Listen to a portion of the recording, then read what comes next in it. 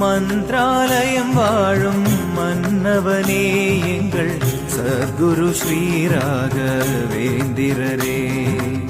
மந்திராலயம் வாழும் மன்னவனே எங்கள் சத்குரு ஸ்ரீ ராகவேந்திரரே.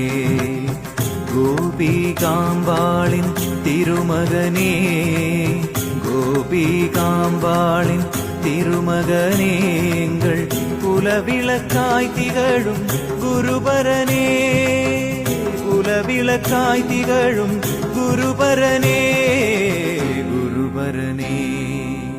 மந்திராலயம் வாழும் மன்னவனே எங்கள் சத்குரு ஸ்ரீ ராகவேந்திரரே. मंत्रालयम।